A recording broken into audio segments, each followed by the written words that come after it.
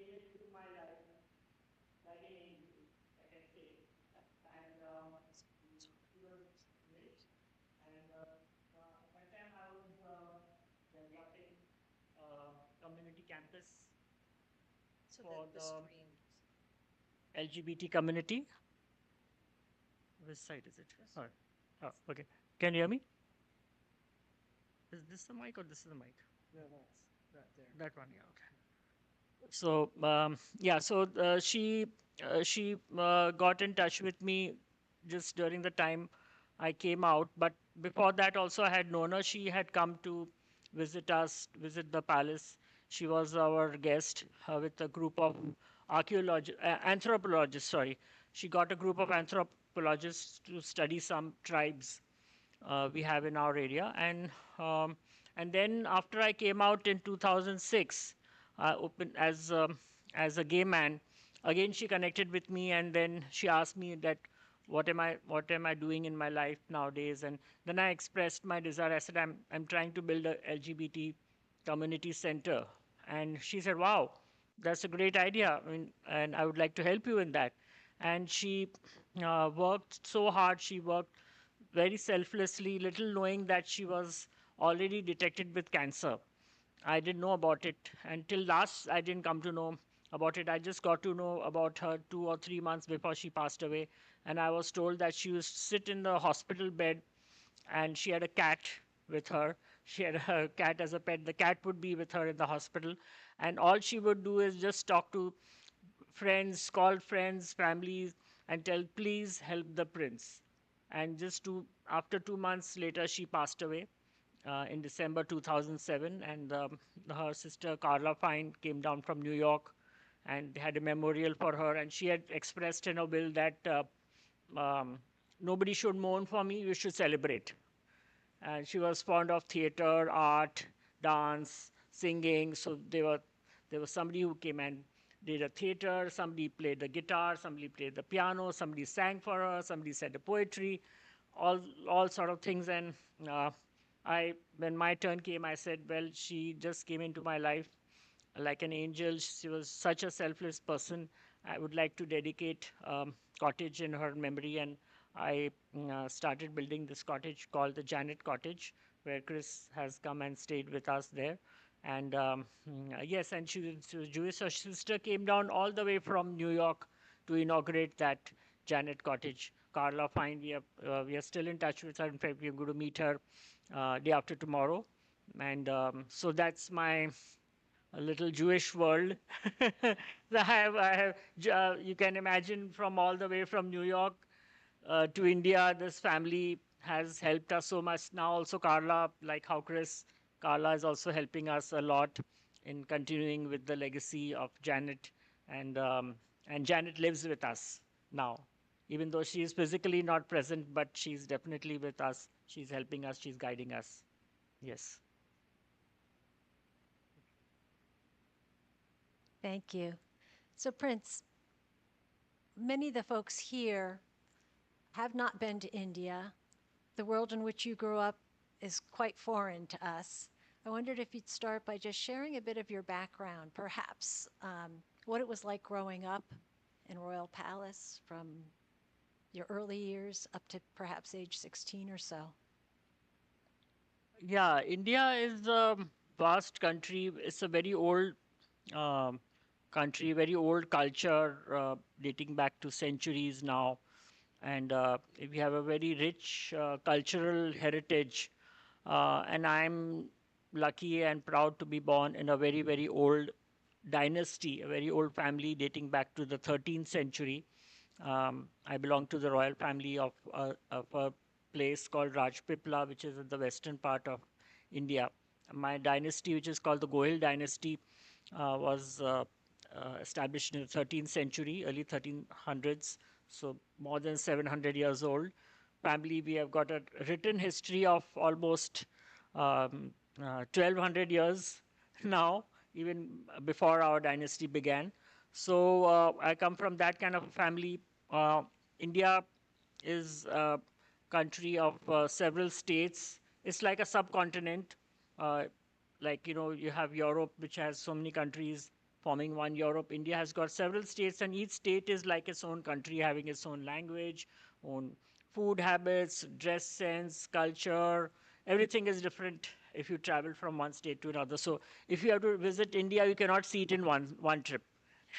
You need at least 5 or 6 trips to see different parts of India, different cultures. It was colonized by Portuguese, by French, by Dutch, and of course the longest colonization we had was the British, who colonized us for almost 300 years before we got independence in 1947. And my family has been ruling for 700 years, and my great grandfather was the last king, and he uh, signed the agreement with the Union of India when India became independent, and gave away his princely state to the Democratic Republic uh, country, and now, of course, we we enjoy ceremonial powers. I'm the crown prince, and we enjoy ceremonial powers. We are the custodians of the rich cultural heritage which we have inherited from our ancestors, and we are also ambassadors, represent our regions whenever people have any problems, any crisis, any problems related to infrastructure. They come to us. They don't trust the politicians. They trust the royal family because we are the founders of our regions, and we work with selfless interest. So they come to us for problems. If they fight, they come to us. They don't go to the court. They prefer coming to us to seek legal help. Uh, and I love helping out my people. I'm also trying to preserve heritage, uh, since we have a lot of heritage properties, a lot of things to be taken care of. So I'm trying my best to do that as well. So yeah, so that's little. I can only talk this much since there's less of time, but if there's some questions I can answer you. Okay, so growing up, that was all the history you needed to learn, and there were certain protocols. I recall you saying that you wouldn't call your mother by, say, mom, you would have to call her by title, Yes. and likewise, she would call you by your title. So it was very different from the way we grew up. And then you were married to a princess. So tell us about that, and why were you married to a princess if you were homosexual? Yeah. So, see, in most Indian families, of course, in my case, I was raised differently, so there wasn't much exposure to the outside world. So, though I knew I was different, but I did not know that that term is called homosexuality. So it was much later in my life I came to know about my sexual orientation. And when the my uh, marriageable age, I reached marriageable age, my parents were looking out for a princess for me, obviously. And then, so then they showed me a whole uh, list of princesses, because most ideally in most royal families, they find spouses who are also from other royal families, because since it's a big responsibility to to take care of the culture, to take care of the traditions, these ceremonies and rituals and many things which have been going on. For example, I have to perform a ceremony along with my father, which we have been doing for now 700 years. So, at one particular time of the year. So, ideally, if your spouse is also from a royal family, then that royal family is already trained since childhood how to take care of that particular tradition or ritual. So I was shown a lot of princesses, and out of all the princesses, I chose one, thinking I would be into a happy, married, successful marriage life, and little knowing, about my sexual orientation. So it was an arranged marriage. Most of our marriages are arranged. We don't get a choice to choose whom we want to get married. Most of our marriages are arranged by parents. We don't even get to see. I didn't even have a conversation with my ex-wife. I just met her once, and then we were married. So there was no chance to even talk talk to that one. And I mean, at least I got a chance. My parents got married. They were just shown photographs. They couldn't even see the other person physically. So I was lucky. At least I saw her before marriage. So anyway, that happened, and then well, that marriage wasn't meant for me because since I was gay, I was homosexual, which I didn't know about, but of course it was there in me, and it ended in a divorce uh, within a year of getting married, and the marriage was not consummated. So there was a very valid ground for divorce, um, and yeah, so I was divorced from my ex-wife, and she's married now to a man, but but not to a prince. She decided that no way. I've had one prince is enough in my life. Now I don't want I don't want to make a mistake of getting married to a prince. So she didn't get married to a prince. So you didn't continue with that marriage, and you didn't know at that time that you were homosexual. So how did you figure out that you were homosexual, and what happened next? So my ex-wife, when the case was going on in the court, when the last time I had met her, she said one thing to me that you try to spoil my life. Please do not do it with any other person, any other girl. And perhaps she knew about. She was more mature than me. She perhaps knew about my orientation, and that was something which triggered my brain and said, no, I must find out what went wrong. Why didn't the marriage be successful? There has to be some reason for. And for that, I decided to break all the royal protocols and, you know, uh, break all the norms and everything. I said, I must find out. And if I have to find out, I have to go and expose myself to the outside world. Otherwise, how would I know, living within that conservative, cocooned family, I wouldn't know about myself. So I started going exploring out, and that's when I met someone who happened to be India's first gay activist, first person to come out openly as gay. And it was through him and working with his organization, which he started for the LGBT community, that I discovered myself. And I not just I discovered myself. He helped me accept myself. He made me feel proud about my sexuality, and then I kind of then I realized, oh, that what I used to do in the childhood.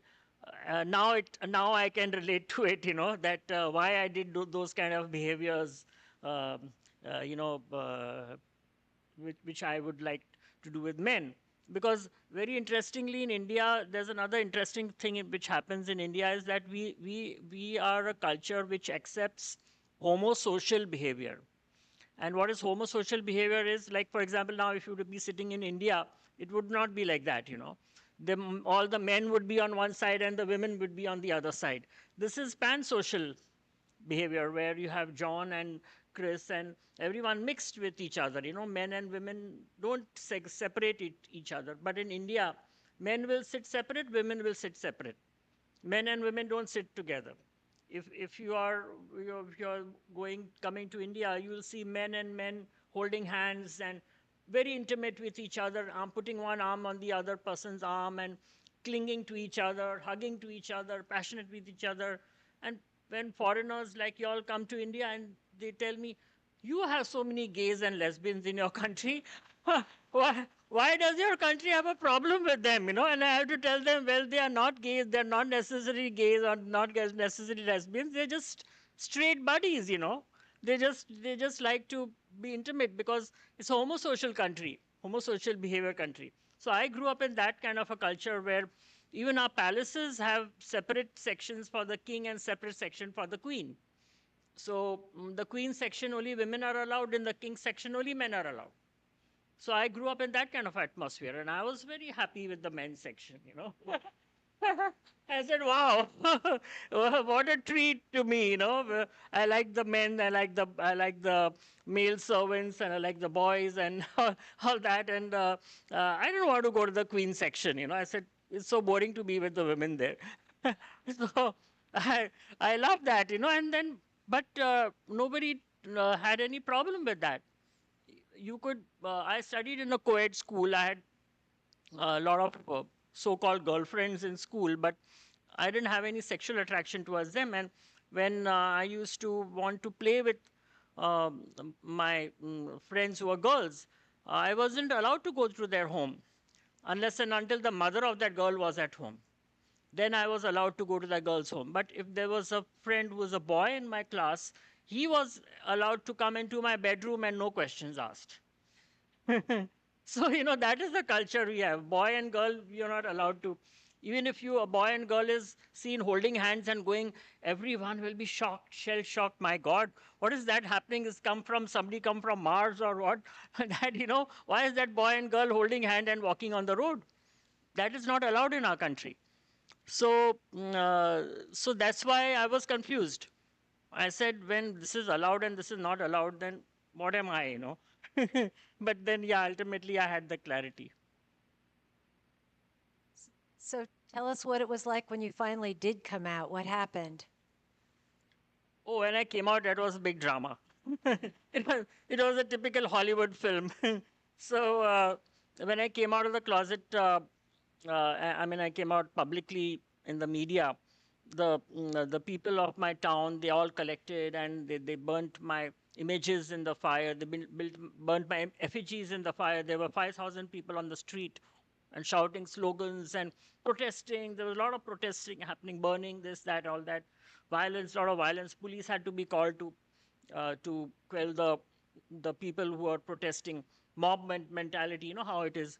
And my parents, they brought out newspaper advertisements that we are publicly disowning our son from the royal family, and we are publicly disinheriting him from the ancestral property because he has done some activity which is not accepted by the society. They didn't use the word gay in that advertisement. They said he's doing some things which is antisocial, kind of. So anyway, that happened. Death threats started coming to me. People wanted to kill me. There was so much of hatred. There was so much of homophobia. There was so much, like, people going against me. They said he must be killed. We have to finish him because he's getting too vocal for himself. And the most of the people who got intimidated were from the royal families who are gay and lesbians themselves, and whom I knew about them. So they were very scared. They said, now he's become shameless, he has come out, now he's going to out us also. So a lot of royal families, they got together and they told my parents that this guy needs to be shunned, and the best way is kill him, finish him. So I was a bit, I wasn't scared, but I was a little careful, because it's very easy to kill somebody in the royal family, and you wouldn't even come to know. There'll be no inquiry, nothing. It'll just be treated as an accident. Your car could be pushed down the cliff, you could be poisoned, and you will be killed. And they said, oh, poor thing, he died. R.I.P. you know, so that sort of things had started happening. So there was a lot of hatred towards my coming out. And what turned things around? So I decided that, look, I have to fight this battle. I said I don't blame the people who have behaved in this manner against me. I blame their ignorance on the subject. And it's my duty to educate them and because our education system doesn't talk about basic sex education. Although we come from a country where we have Kama Sutra, the world's oldest sex encyclopedia. It was written even 500 years before Jesus Christ was born, and yet we don't talk about sex. So I said, I need to these poor people don't understand. They're not being taught in school. I mean, even when I studied in school, I studied in the best school of Bombay. It was a Scottish school. When we had our lecture on human reproductive system, the teacher was so shy talking about human reproduction system that they used to teach us about the secondary sexual characteristics of zebras and lions. Imagine. I said, I don't want to have sex with a zebra. Why are they teaching me? Why are they teaching me about zebra and all? I mean, it's a topic on human reproductive system. It is not zebra reproductive system or something. Anyway, that is a school education, is what is taught in our schools. So I don't blame my parents, and I don't blame those protesters who burnt my effigies and all. They not studied in school.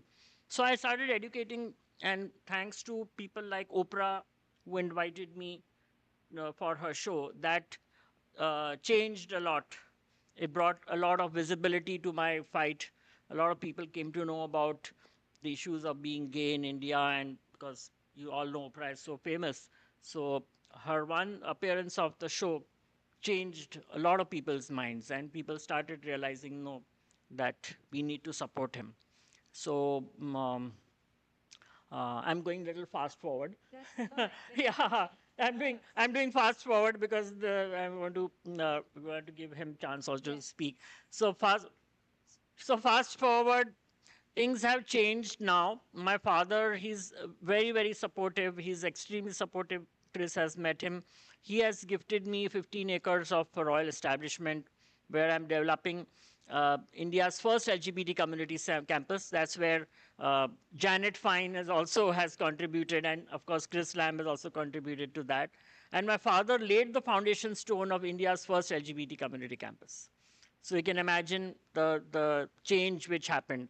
That was number one. Number two, I told you about death threats. You know what? I met my assassin one day. I met the guy who was hired to kill me. And when he came to meet me, he said, "I'm not come here to kill you, but I've come here for you to pardon me for and forgive me for what I even thought of doing." So today, that my assassin has become my ally.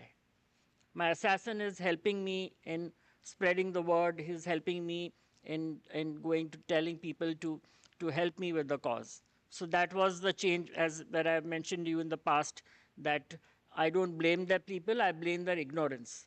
And when their education came to them, my father changed, my assassin changed. Imagine, person who is coming to kill you could change his behavior. What more than that you need? So today things are very different.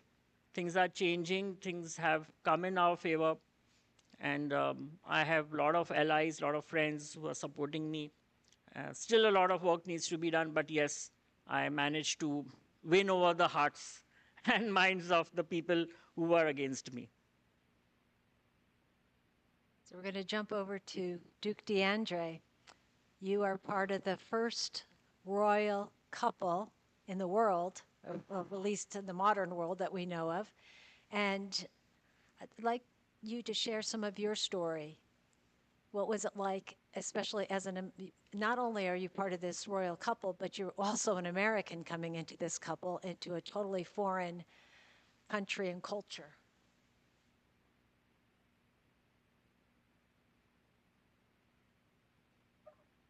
Namaste and blessings. I just want to take a moment for everyone just to hold some space for themselves and their neighbors before we start. Just hold some peace, some love, and just breathe in deeply.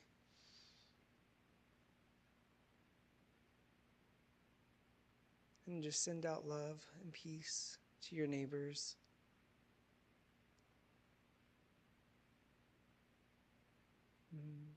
Thank you.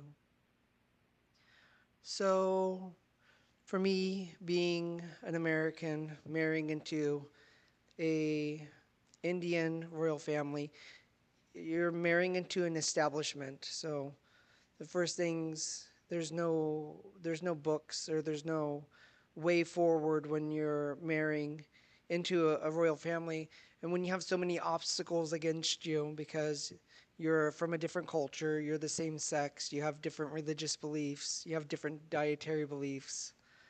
Um, Everything seems to be against you. So how do you navigate that and make it work?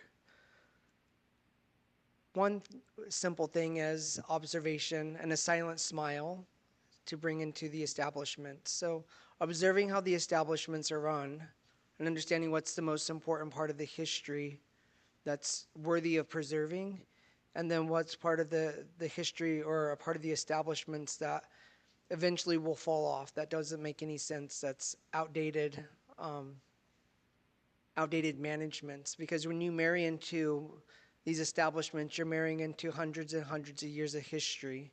So there's hundreds of years of ways that things have been done that might not make sense. Um, and so as things are modernizing and streaming together, there's a great opportunity to hold the best parts of the culture, so the spiritual and the religious aspects, and modernize the other parts that don't make sense, like not greeting each other inside the house and simple things like that. But in order to establish something like that, you first have to understand the culture in which that you're marrying into. But at the same time, you have to be able to become the ambassador of the culture which that you've coming from. So you have to be able to represent not only myself as an American, but myself as a gay man, as a gay American, but also understand that I'm marrying into a dynasty that has hundreds of years of history. So there's going to be new ways of moving things forward and new opportunities for the dynasty and the establishments to merge with me and with me with them. So nothing comes easy in life, but there's a certain kind of wisdom that will come with you when you believe in yourself, know that you're worthy, and take small, gentle steps. Because you can enter a room and be that gentle force of change just by showing up and being present. Not by saying anything, but just by observing and holding a seat of respect, not just for myself of who I am, but for the culture that has come before me and the mantle of moving those forward in the best way to preserve culture, heritage, and represent the best of who I am as an individual, as a being having the human experience. So as a human being, carrying the light within inside of me, the worthiness of that transcends cultures, religion, food behaviors. It's a divinity in all of us. And so when you're able to tap into that, then you're really able to start to move the mantle forward for all those things in which that my responsibilities are now becoming, being knighted as the Duke of Hanumankeshwar in March 23rd of 2013 by my father-in-law, the Maharaja, and then navigating how to come together, because India doesn't recognize same-sex marriage. The world doesn't recognize royal titles. And the Indian culture doesn't appreciate people who are not from their culture marrying into their culture. So there's a lot of opportunity for grace, but if I'm not willing to give it first to everyone, then I wouldn't give them the opportunity to give it back to me. Something I have learned a lot is exercising this energy of grace, first for myself, for the situations I find myself in, but honoring that journey, but then also witnessing that energy of grace, transforming the spaces and places and people that I'm with.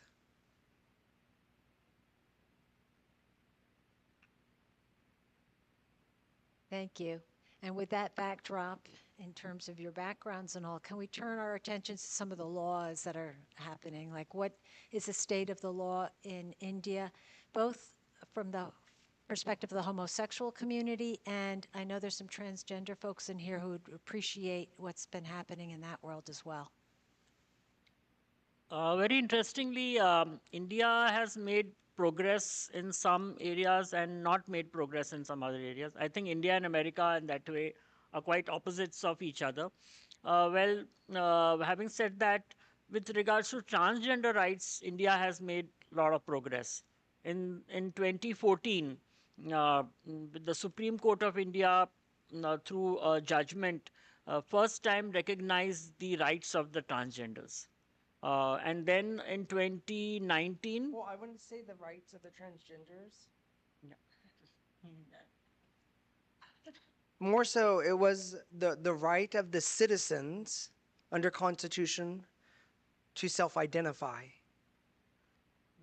So the self-identification, which the transgender community finds very near and dear in terms of moving their identity forward in law was an important win at the Supreme Court level. Um, so it's the right to identify of any citizen in India, and no one has a right to challenge the citizen of how they want to identify. Yeah, thank you for that correction. So yeah, so definitely it was our Indian Constitution which helped us, because our Indian Constitution is one of the best written constitutions of the world. Even Hillary Clinton in one of her speeches has mentioned that. And it was the Constitution which helped us give rights not just to the trans community, but also we had a law in our country which was criminalizing the homosexual act, which was again a law which was made during the colonial times when British were colonizing India. And that law was meant that any individual who was indulging in a sexual act, be it a man with a man, or man with a woman, or man with an animal as well, or a woman with an animal, which is not procreative in nature, which meant that that sexual act has to lead to procreation. If it did not lead to procreation, then you could go to imprison for 10 years, both the partners could go to imprison for 10 years. I don't know how they could imprison an animal. I can't still understand, but that was the law. And that law was fought by us, uh, mm, uh, by the LGBT community, because this law was also applicable to the heterosexual community. Because if a married man and woman also had a sexual intercourse, and that sexual intercourse did not result in procreation, then that married man and woman could also go to prison. So that was the law. But anyway, we fought. It took us almost 2 decades to fight. And finally, on the basis of our Indian constitution, which guaranteed us certain fundamental rights. And what was those fundamental rights? Rights to equality, right to live with dignity and respect, right to privacy, and right not to be subject to stigma and discrimination. These were the four rights on which we fought this case. And finally, on 6th of September 2018, the Supreme Court decided that this law has to be amended, and this is said it has to be consenting adults, that the both partners have to be adults, both have to consent to each other, and of course, we ruled out animals. Well, I'm not interested in having animal sex. I am on the contrary, protect animals' rights. So anyway, that was the British way of thinking about it. So we were able to uh, change that law. So while transgenders made progress in a lot of things in India, we are still fighting for same-sex marriage equality. We were hopeful that we will win the case. In fact, uh, we have authored a book also about which we'll be talking very soon. We thought that we would end the book with the Supreme Court judgment, because the judgment was coming up very soon. December 2023 was when the judgment came, and we said, what, even though the judgment is for us or against us, we don't know, but we will end the book with the judgment. Unfortunately, the judgment came against us. The Supreme Court of India held that we do not have the powers to decide uh, that about giving rights to same-sex couples for marriage, but we would like the government, the parliament, the legislature to decide about whether they should give these rights to the same-sex couples or no. So whereas, I mean, in America, I know that there are a lot of issues with the trans community, which is going on just now, and even in the past. And But on the other hand, America has uh, legalized same-sex marriage equality is there. So uh, that's why I said India and America are quite opposites in laws, because we have progressed in the transgender laws, whereas America has not. We have not yet managed to get same-sex marriage rights, but America has. So that's. You like to add something?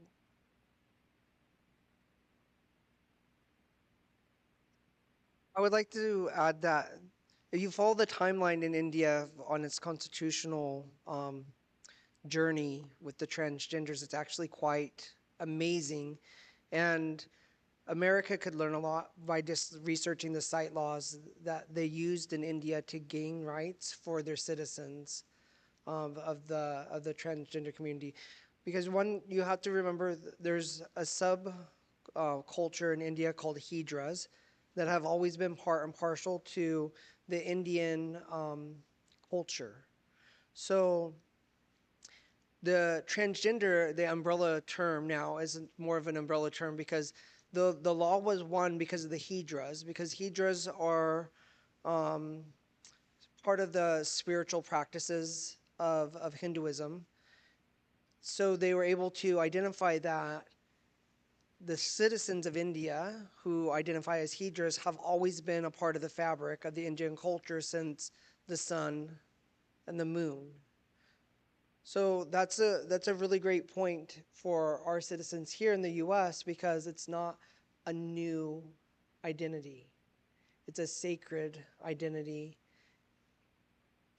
with its roots enshrined in very significant religious practices. So then the second approach was then when the citizens identify themselves, then how do they move forward getting all their documents in place? How do they move forward getting different services? So that also came through another court case and the legislation of India, where both parties of parliament and their legislation had come together and re, uh, did a reform based on what the Supreme Court had said. Now, the community wasn't happy with it because the lawmakers were making decisions for people that were not sitting at the table. So there was a reapproach, and in India, they have community based organizations where members of the community who these laws are going to affect actually sit at the table to represent themselves.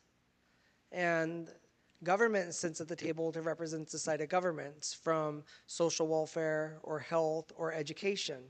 So if there is a reservation or if there is a need where the government wants to fulfill an obligation to the community, then the community is also fulfilling how that need should be met versus just politicians or people who sit on boards who are not those members of the community. So that's a big change when you actually have the people who need the bills, who need the law, to be able to sit at the table to describe how the laws need to be worded or how the laws need to work within the terms of the ministry. So if we here in the United States could take site law and look at how did they win rights for their individual citizens to identify who they are themselves, and then how do they win rights on different social welfare reforms. In a country like India, where we here in the United States say it's a developing country, but it seemed to have developed a much kinder and social responsible approach to taking care of its citizens.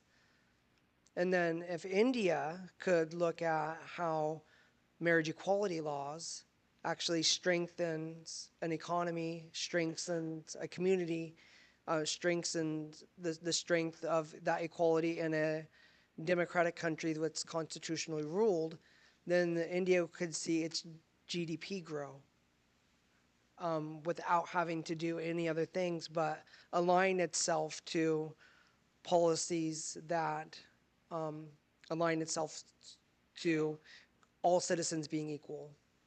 So there's some like really good hope there for us here in the United States. There's some really good hope for us in India. One thing I was really pleased to see when we visited India is how well respected the two of you were when we showed up at official events. So that was great. And I also remember that there were an awful lot of Hindu gods but one in particular might resonate with the transgender community. Can you tell us about that one? Yeah, very interestingly, India has a system, a culture where the transgenders worship a particular goddess. But she is not just the goddess of the transgender, she is also the mainstream goddess. And I was surprised when I went to meet Mr. Modi, who is now our Prime Minister. He was the Chief Minister then. And I saw that he also worships the same goddess, which is worshipped by the transgender. So it is this mainstream goddess. And of course, historically, if you go much deeper into what that goddess is, then it is also said that that goddess was of a lesbian origin, and she rides a rooster. so, they're all very complex things involved in that goddess. But because that goddess is such worshipped by the transgenders, and she's also mainstream goddess, so therefore, it's interesting that the transgenders had played a very important role in the past. And as Deandre mentioned, that that since the time the star and the moon and the sun and there was there were these transgenders were given respect. Like if I talk about royal families, then the in the royal courts, we have all royal families have their royal courts, where they're guarded, and they have to be really guarded well, because they can't allow anyone to enter inside. So the royal families devised a method of employing the transgenders to guard the royal court. So I mean, just look at the strategy, because I mean, see, if you have a man guard, he'll not allow a man to enter inside. If you have a woman guard, he'll not allow woman to enter inside. Transgender is now neither male nor female. So for them, it was the most appropriate to have a transgender guard. So then nobody was allowed inside, and the guards were really protected. The courts were protected well, so much so that transgenders were employed by the royal families to be part of their army as well. So the transgenders have actually fought wars for us. Even the War of Independence, we have records that we have the Mughal Empire here in India, which fought against the British. And so many transgenders, they sacrificed their lives to fight the war and protect our territories from enemies. So that was the role which was given. It was the colonization which brought the you know the transgenders to get criminalized. Otherwise, I mean, I always used to say, I said, why didn't we have laws based on Kama Sutra? you know Even after India got independent, it's very interesting that India got independent in 1947, and in 2018 finally we had a law which amended the British law. So from 1947 to 2018 we were still depending on a law which was framed by the British. Why should we have laws based on a country which was ruling us, when that country is no longer ruling us? So these are some of the interesting questions which I have come across me when I'm kind of thinking about such things. Okay. What about you folks? Anybody have any questions you'd like to ask of these two? Online. I ordered him on Amazon. Cash against delivery. No, no refund, no rejection. No, but he'll tell you the right. Mine is more of jovial answer. He will tell you the right answer. So it was 2009? Yeah. 2009, yeah. And we met on a social media site called Tag. So there was MySpace. So a lot of you are going to be young and not know any about these things. But the internet was just being born. It just came out in like 2006. So we had social media sites called MySpace, and of course, Facebook was becoming big. but it wasn't really that big yet. And X, which was Twitter then, um, was mostly just corporations and businesses advertising on it as the rest of the people try to figure out like, what is this, what do you want to tweet? And so I was on a site called Tag where you can go to different countries and you can tag people. So my thought was I would tag people who were wearing the costumes that I liked. I worked for Christian Dior as a celebrity makeup artist, and so I was looking at new outfits that I wanted to bring in. I was being dressed by an Egyptian, so I had like long robes, and I wanted something different. And I liked the traditional men's look, Indians men's look. So I started tagging a bunch of men in India, and he was one of the ones that I tagged.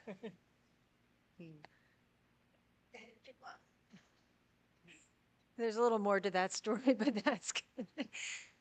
The book, by the way, A Royal Commitment 10 Years of Marriage and Activism, really starts where their journey begins and answers that question about how they met. And it really covers the years 2013 to 2023. And it seems like a work from the heart. It's the first book. And if you happen to have a copy and would like to have it signed, they're more than willing to do so. But any other questions? Yeah, a few. Go ahead. Yeah, who kept you safe when you came out? Well, I believe there's a universal power. There's a supreme power is there, which protects us all. You'll be surprised, but the government of my state, Gujarat state, with who was helping my organization fund them, they still fund us. They were concerned, and one of their representatives called me and said, "Well, if you need a security guard, then do let us know. We could provide you one." I said, "Thank you, madam, for your concern and for asking, but I already have a security guard, much stronger than the human form. So, who is protecting me?"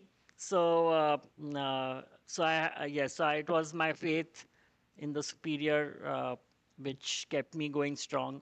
And I thought, I said to myself, okay, worst come to worst situation, if I'm killed also, if you like, say that fine, I get killed, fine. By my dying, my killing, the LGBT movement is not going to stop. On the contrary, it's going to become stronger. So I don't mind sacrificing my life. If it has to happen, it will happen. But I worked with that faith, without fear, and with the courage. I tread my path because my path was based on truth and honesty. And I knew that people who speak the truth, they will not be liked, because truth is always considered to be bitter, isn't it? So, but I said, I will not leave my truth. I will not leave my honesty. I will tread this path, and I will face all the obstacles, because I knew that truth will always be victorious. So, well, I am victorious now. I am alive in front of all of you. Even my assassin has gave up, on killing me. So, but let me also tell you, still, lot of people hate me.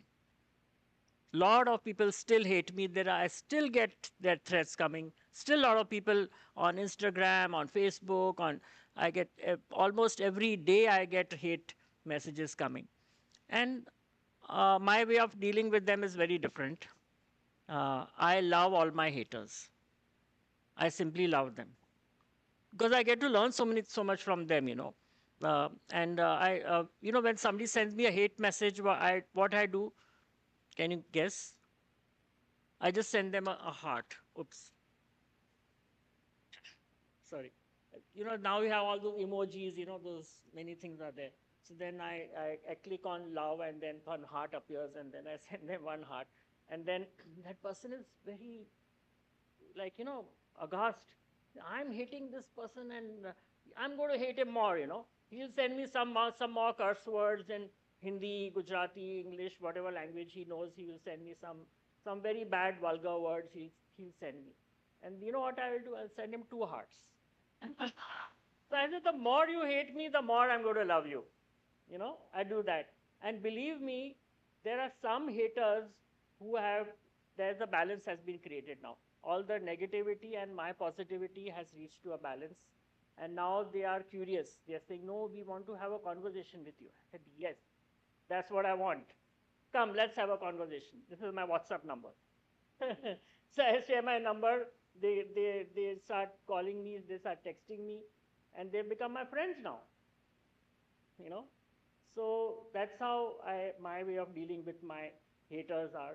I'm still want to meet more assassins. I said, come in the front, face me. Just don't threaten me through Instagram. Come and meet me face to face. I would like to meet you and have a conversation with you. Why are you hating me so much? I'm loving you. you know. So sorry, got all entangled. Yeah, you sure did. I belong to Mr. Bean. Yeah, I'm kind of Bean, so I see what I've done with. Okay. And to add on to your story, when we were in India, we did see where you went after you were disowned by your family, and it was a piece of abandoned royal property. It had been an old guardhouse at one point, and he said it was you and the snake up in the thatched roofs, and there was the mosquito-infected jungle on your way down to the river. So it was really powerful seeing what you had been through. And then I met your secretary, who was then 100 years old, who had also taken you in, and he received death threats for doing so. People After were supporting me, they were also receiving death threats. Yeah. Very brave of them. Yeah. Face them, because they used to get threatened. Oh, you know what? You are going to support the prince. We are not going to give our daughters in marriage to your family. We will not give your sons in marriage to your family. They said, fine, we don't have a problem. We are not going to leave the supporting the prince. We will keep on supporting him. We don't care if you don't give us daughters or sons for marriage. So people also have supported me, and yes, there was one question from.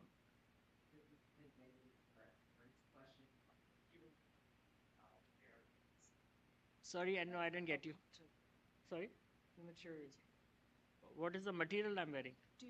You answer that. Yeah, he is more. He's the He fashion- tagged me for that because of what I was wearing. He tagged me, so he is better that he answers that question. So today's looks are cotton. The day of the peak month. Well, you're wearing pink for today's, but yeah, the color of the material's cotton. We grow our own cotton, but this is not our own cotton. And then my outfit is also, it's a cotton, but it was done by tribal women. We support um, the handicraft services of India. So this outfit is been done by a tribal women's organization that helps empower women through handicrafts. There's a question. What most excited about for the community center? Like what are you most excited about bringing to other LGBTQ people through the center? You want to answer? The most thing that I get excited about is that it's open to everyone. So because our community campus does not take any government funding, so it doesn't limit the scope of the work that we can do. And so we've had hosted our second lesbian trans men leadership conference, where the whole campus gets turned over to the people who want to run their leadership conference for the weekend. And the comments that we got back from everyone was that, they were super impressed on how they were able to be their authentic self and feel safe in an environment, because we have like swimming pools and we have like a mud house for conference centers, and there's rooms and kitchens, and It's a place that in India you don't get a lot of spaces, even if you go to, like, if you're renting a corporate venue, you don't get a place that you can authentically be yourself. And so that made me feel really good. That made me feel really excited that all the efforts that we continue to put in to create safe spaces and place that there's at least 15 acres in India that people can come to and feel their authentic self and feel safe and be in charge of whatever program that they're doing, because it's not us being in charge of it. It's just us helping create that space. What would you say? No, I mean, I think that you spoken everything, but as you said, we have also opened it to allies. So people like we had group of visually impaired people had come recently. So they came and they sang and they danced and they went to the swimming pool and things like that. Then we have other people from the other members of the community who also come and visit us. So it's open to anyone. Yeah, homophobics are not allowed, but they are, if they are open to getting educated, then yes, we could allow homophobic and transphobic people or bigoted people. But yes, it's open to allies as well. It's open to, and all of you are welcome to visit us. We would be happy to host you all. If at all you all come to India, we'd be more than happy. Chris and John have been there, and but it's open to all of you. I'm sure all of you all are allies. So yeah, y'all are open. Y'all are most welcome to come. Another question over here. Hobbies, yeah. Oh, you just listen to one hobby of mine. That was music, Indian classical music. I've been learning since I was 5 years old, so it's been my hobby since childhood, and I'm fond of nature. I'm fond of birds, animals. We rescue animals as well, and I'm a yoga teacher as well. Teach yoga. I'm a student of yoga, meditation, anything which is fun loving. Any other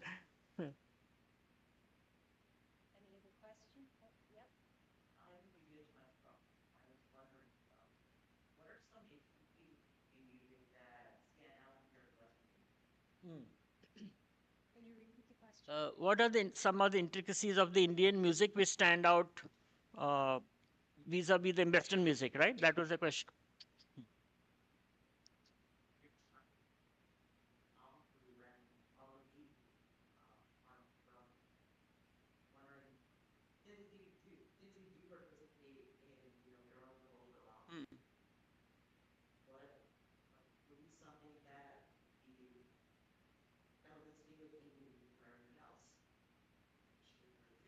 See, I mean, I am of the opinion that each music has its own some things, different than the others. I mean, I am a student of Indian classical music, but I also appreciate American classical music as well.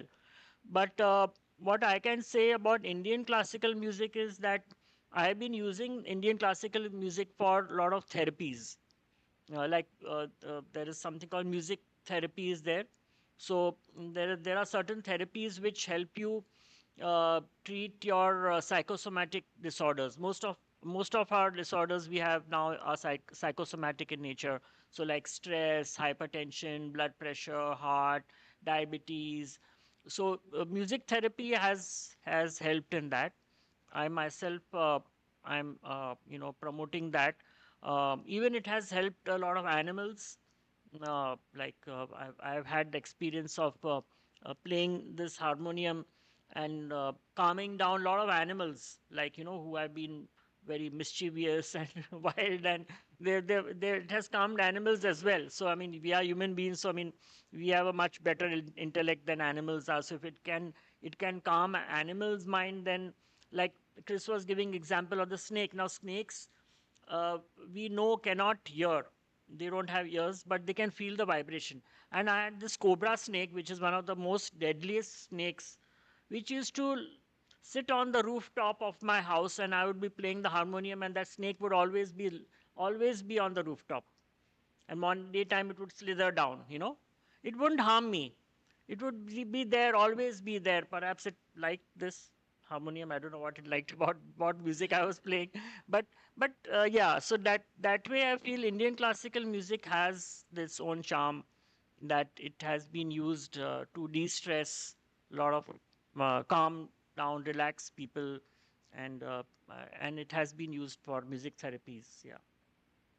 An interesting side note is as a royal, you wanted to get honest feedback about your harmonium playing and you sought a teacher. Do you want to tell them how About what? you posed as the organic farmer to get your teacher? Oh yeah, yeah.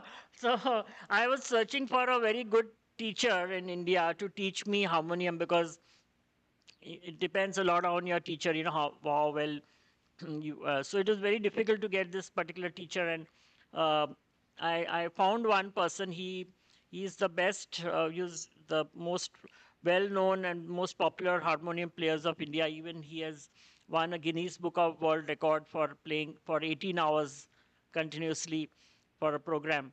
So, but it was difficult to get him as a teacher, and I just very on, like undercover went to him and approached him that will you teach me harmonium. He said, yeah, I will teach you, but I'll need to test you for that, how well you know what are your basics. And then I played some things for him on the harmonium, and he liked it, and he said, okay, you're eligible.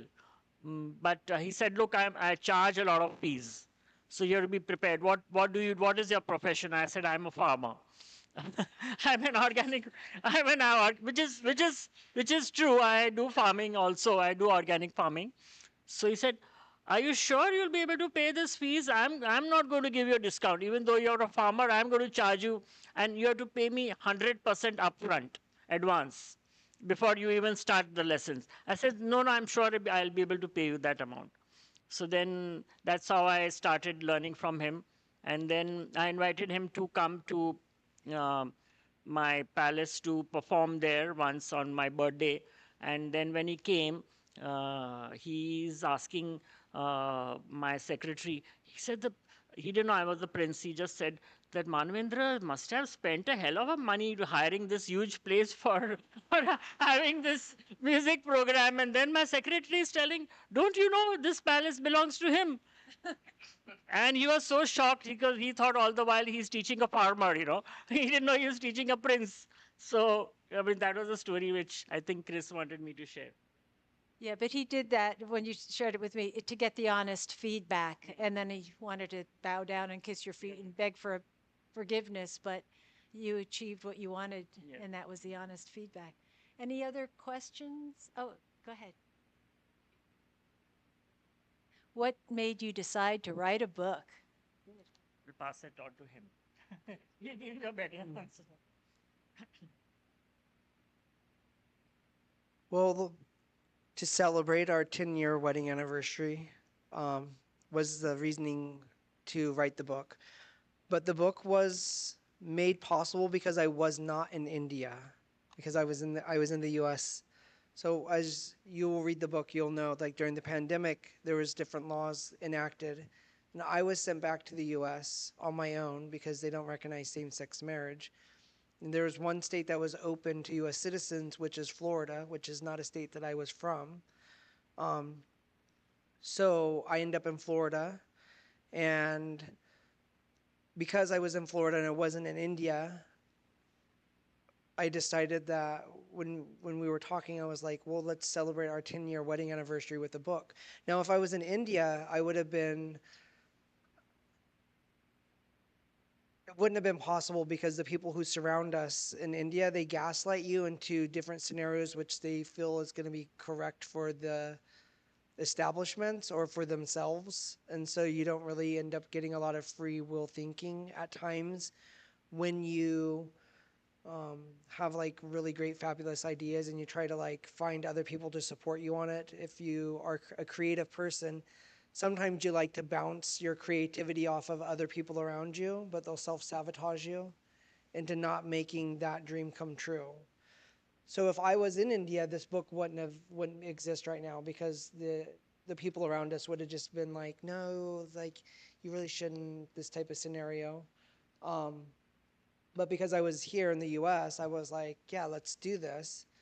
And so we opened up a company, and I started writing it and doing the frameworking and getting it all together. And then I would like bounce over questions to Manvendra, and then he would write his answers, and then he would bounce them back to me in an email, and we just started like formulating it.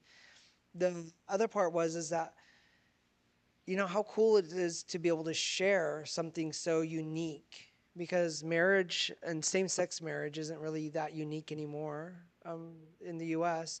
But our story is like really, really unique because it's an American and it's an Indian.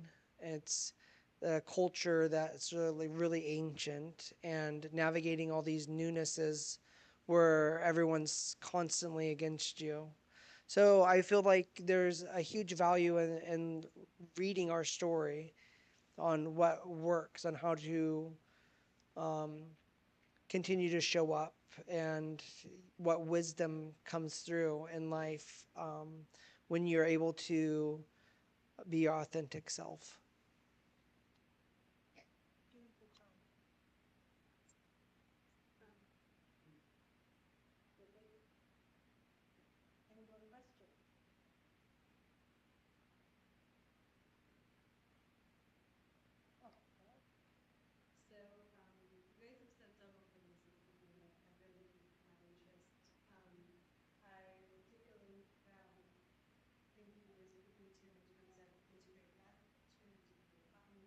have said several things, and have really piqued my interest. I particularly think you were speaking to in terms of integrate that culture, integrate cotton, textiles, handwork, or organic gardening, and I'm currently pursuing. I work in behavioral health, and I support people recently. Women who have recently incarcerated, and I support people who have substance use disorder and other behavioral health, like barrier transmute, um, homelessness, alcoholism, all these things are important to me. But all of that live in wellness is important. And so I would just love to hear if, hey, when you see the overlap, if I feel it, core, why these things are necessary to work together, why I have to work on sustainability and the environment while I do all my work.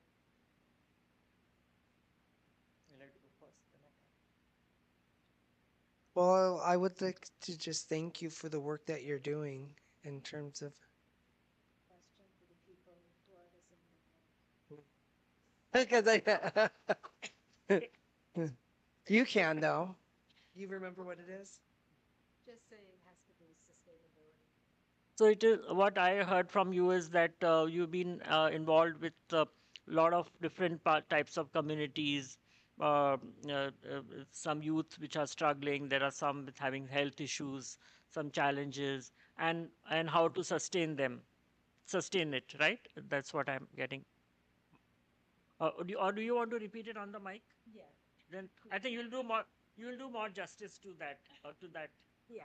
Yeah. Just a quick recap for the folks online. Well, I was just asking about sort of how you view the connections between the sustainability, environmental sustainability movement, and all of your other aspects of your life and your activism. And I see that you guys are integrating that, and beautifully it looks like. I mean, I see the Duke doing somatic exercises while he waits for you guys to talk, and I see these beautiful practices happening right in front of me. And I'd just like to hear sort of like your take on why it's important and how important it is to you guys to make sure that those things are integrated in your work. Can I just ask, are you talking about like the environment too? Can I just throw in a little piece to get this started? When we visited India, one of the holidays was the Republic Day, which is like our 4th of July holiday. Well, actually, no, this was your great-grandfather's birthday. Yeah, great-grandfather's birthday. And so the prince knew that the media was going to be there. We're going to be around the statue. And he knew that this was an opportunity. So we didn't understand until afterwards why he was arming us with brooms. And he had brooms too. But the idea was to show up so in time for the media, so that we'd be sweeping around this statue when the media showed up so that he could talk about how these, well, I couldn't read the Gujarati or whatever the language was, but how these Americans are cleaning up the environment. But I did notice when you publicized that same event this past January, that area was pristine. But that was an example of them at work and creative ways of bringing attention to at least the issues of the environment and having a clean environment. But go ahead. Yeah. So I think you could be able to share about that sustainability angle which you pointed about. One is we want to work for a cause. We want to help people, and at the same time, we also want to see that how we can sustain that cause. Am I right? Is that something which will answer your question? So he will share with you what he has started. This H1927 LLC, and how that has been helpful in sustaining. So the sustainability of our project is like threefold. So one is like you have the human aspect of it. So the spirit having the human experience. So honoring the light of each every bit, because we're all human beings. So we're all one family. Right? So regardless if you have been incarcerated or you have different abilities or mental capacities that come and go, or addictions to substances, drugs, sugar, coffee. We're all one family. We're the human family. So honoring that being in all of us is the first part. So how you do that and sustain that through honoring that light that we all are created divine. Second is then looking at the sustainability of whatever cycle that you're going to be in. So it's a three cycle movement. So for us, it's we have a 15-acre estate. So using our own property for food. Sometimes we switch our crops around. So we done peanuts. So we're able to feed ourselves and other people and also sell. We've done cotton. We do bananas. We have a fruit forest, so we're always having different fruits available. And we have coconut trees, so we're able to use fresh coconut water and the byproducts of coconut. We have lemongrass, so you can use the lemongrass oil. For teas, you can make fresh lemongrass teas. You can make different antiseptics from it. You can make different household cleaners from it. So you start looking at little areas of property that you can use, that you can cultivate. Keeping in mind you're cultivating humans, right? And the second thing is then you're cultivating the earth. You're cultivating the nourishment of some sort, right? So wherever you're at, you can find plants or vegetables that grow, within your local area, that you can kind of start that. And building those skills with the individuals, reconnecting them to their spirit. So reconnecting each individual person to their truth of that they're worthy, that they're a divine being, and that there's no mistakes, that the creator of all that is, the supreme being, does not make mistakes, but we have opportunity as a human being.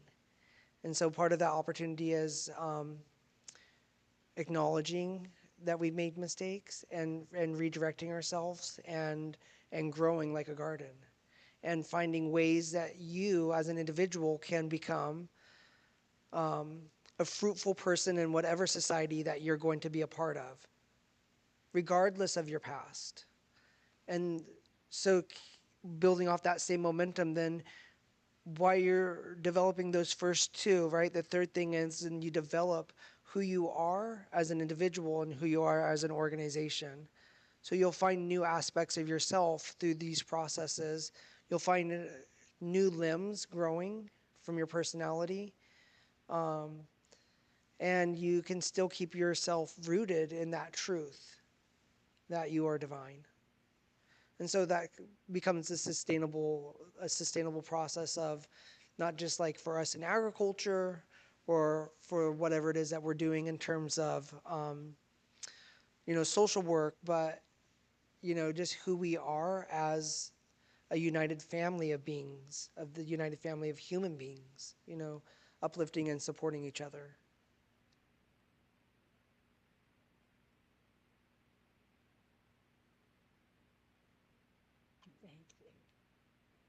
Well, we do want to allow some informal time, so maybe you could talk more one-on-one with the Duke about that topic, or some of you might have other topics on your mind.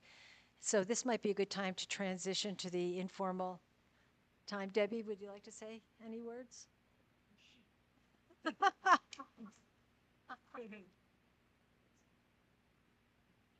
Yes, thank you so much. Yeah. You gotta be on the microphone so they can hear you. Remember? All righty. Thank you all for coming, and thank you all for being here, both of you for being here with us, and Chris for bringing them from New Jersey this morning. Actually, We're in Centerville. Oh, you were in Center. Okay. they were at WorldPride in DC. Oh, okay. But You all made your way here from. Yes. look for thegayroyal.com. You'll find bios on it as well. And I think we included that link in our e-kibitz, which goes out to all our membership. So we have sort of an oneg style reception out here. So some snacks, and then we can all kind of continue to have conversations. You all. Love it. Thank you so much for having us.